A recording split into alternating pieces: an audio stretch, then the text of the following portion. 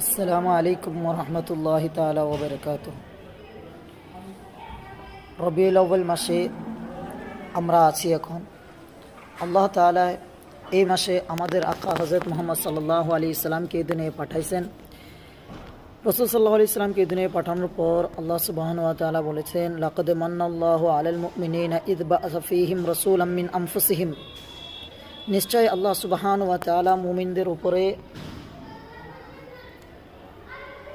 নিজের এহসান করেছেন।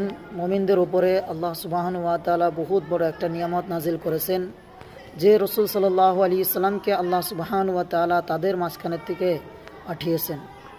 তাই রসুলের আগমনে আমরা সবাই খুশি এবং রসুলের গুণগান গাওয়াতে আমরা চেষ্টা করব ইনশাআল্লাহ। বেশি বেশি রসুলের উপরে দরুদ সালাম পাঠ করার জন্য চেষ্টা করব সবাই ইনশাআল্লাহ। বেশি বেশি দরুদ ও সালাম, আসসালাতু আসসালামু আলাইকা ইয়া রাসূলুল্লাহ পাঠ করার জন্য চেষ্টা করব ইনশাআল্লাহ। আসসালামু আলাইকুম ওয়া রাহমাতুল্লাহ।